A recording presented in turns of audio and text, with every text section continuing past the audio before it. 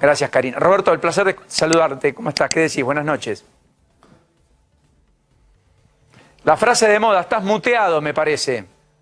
Dale play, dale play. Tenés razón. Ahí está. Estaba muteado. Hago un zoom. Ahora. Bueno, está muy bien. Bueno, Roberto, hablando en serio, más allá de lo que hablábamos con Jonathan, ¿hay algunas restricciones que se han prorrogado por 30 días más a las empresas para acceder al dólar de importaciones, etcétera, resolución del Banco Central hace un ratito, en un contexto de mucho debate respecto a la competitividad del tipo de cambio, etcétera?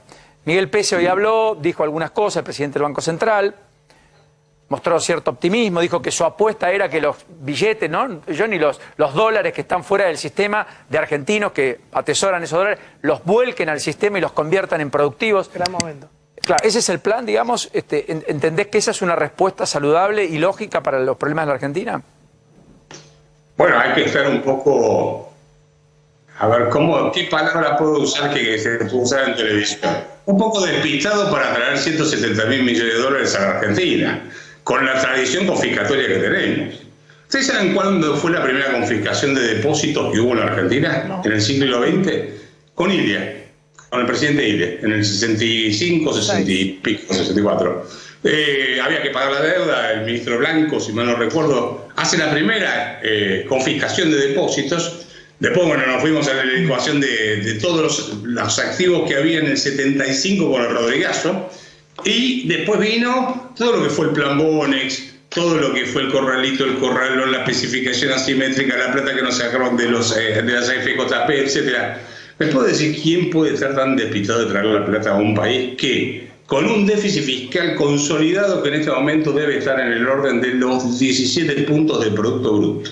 Para que ustedes tengan una idea, la hiperinflación de Alfonsín estaba en 16,5. Sí, 17%. Perdón, Roberto, porque habíamos visto y escuchado con Jonathan que nos daban números de 8% del Producto Bruto de déficit fiscal. Vos, cuando decís consolidado, a eso le sumás el déficit de las provincias y el déficit de los municipios. Y toda esa cuenta te da 17 o 18 puntos del Producto Bruto de déficit. Una locura. Y el gasto cuasi fiscal, que es un montón de guita. Ahí tenés mínimo 2 puntos más del Producto Bruto. Sí, vos tenés que sumar todo lo que gasta el Estado.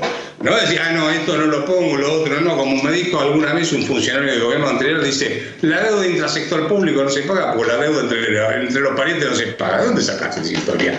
Así le fue ese razonamiento. Entonces, cuando vos sumás déficit fiscal de la nación, déficit fiscal de las provincias, déficit de los municipios y el gasto cuasi fiscal, que no es otra cosa que las LEVAX y que no es otra cosa que los depósitos indisponibles de la época de Alfonsín, que es lo mismo, le cambiaste el nombre nada más, pero lo mismo.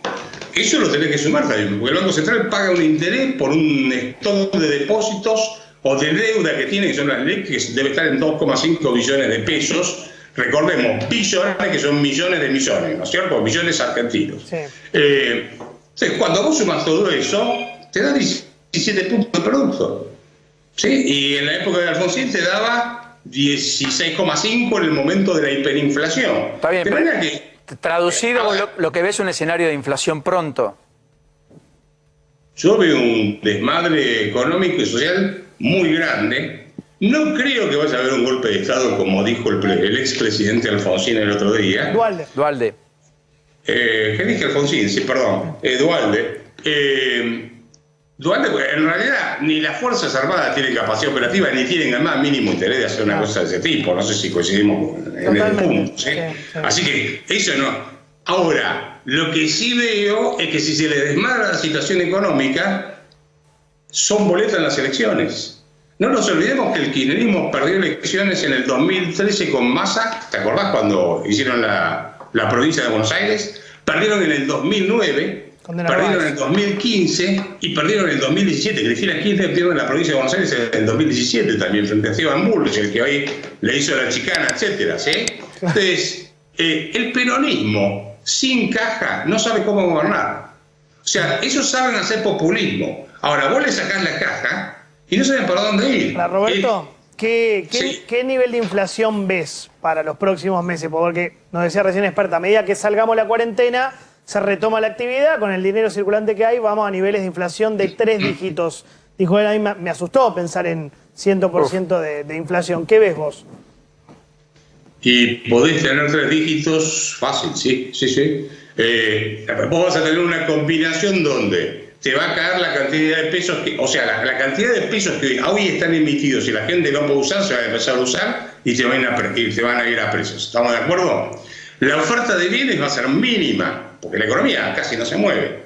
Entonces, ya ahí tenés poca oferta de bienes y muchos pesos ya emitidos que van a entrar a circular, más el déficit fiscal que vas a tener y que va a haber que emitir para cubrir el déficit fiscal. O sea que vos sumas todo eso y si decís 3 dígitos, no sé cuándo, ¿viste? Por la fecha no la tengo, pero a mí no me extraña. Cuando se habla de hiperinflación no es un escenario descartable del todo. No sé si se va a llegar a ese límite, pero vas a tener una depreciación monetaria, ya la tenés, de hecho, muy grande. ¿Y qué nivel de devaluación ves de la moneda?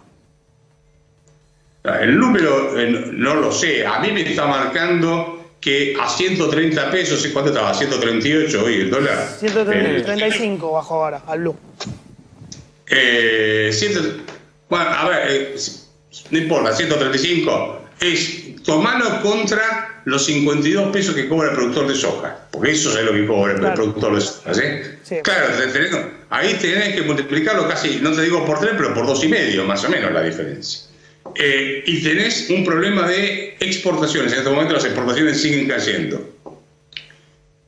Entonces, hoy el tipo de cambio, sabés que está atrasadísimo. Ahora, la dinámica de la economía hace que los precios sigan subiendo y cuando llegue el momento que tengan que devaluar porque no van a tener otra alternativa, ahí ya el número de 135 del blue hoy por ahí chico. ¿Qué sé yo? Ahora, Roberto... perdóname, agregale que tenés muy pocas reservas en el Banco Central, ¿no? Sí. ¿Cuánto tenés, perdón Paulino, sí, cuánto tenés de reserva neta en el Banco Central hoy? A mí me da 6.000 millones de dólares. 7.000 millones. 6.000. 6.000 millones de dólares, bueno. Wow. Sí. Bueno, en esa lógica, empezó la negociación formal con el fondo ayer. Sí. ¿Hay algún apetito y algún interés de que esa negociación, más allá de que el ministro Guzmán dice que va a demorar, porque, bueno, la verdad es que no es fácil, va a ser trabajoso, no va a ser sencillo, por las condiciones que el fondo habitualmente aplica, por las que Argentina quiere para este nuevo acuerdo, más allá de la buena predisposición, las cartas, los mensajes epistolares, etcétera, y los diálogos telefónicos, la verdad que al final del día hay que ver cuál es el acuerdo que se alumbra. Pero eso dicen, después de un exitoso canje de deuda, que a todas luces va a estar arriba del 85-90% en cuanto a adhesión, tanto en el tramo internacional como local, podría apaciguar un poco las aguas. ¿Ves algo de eso, al menos transitoriamente, que le dé aire al gobierno para retomar iniciativa en materia económica, las 60 medidas de la semana que viene, darle impulso al consumo y en algún punto equilibrar más la balanza o no? No, pues, a ver, tenés el grado de déficit fiscal que tenés que hacer una cirugía mayor y yo no lo veo. El gobierno ni convencido, Alberto Fernández no sabemos ni para dónde va y la Cámpora o Cristina Kirchner no le va a aprobar. No sé quién gobierna hoy en la Argentina, te digo francamente, estoy un poco más desconcertado, ¿no? Me has acordado bastante de la situación del 75, donde había ahí una especie como de anarquía en quién gobernaba realmente.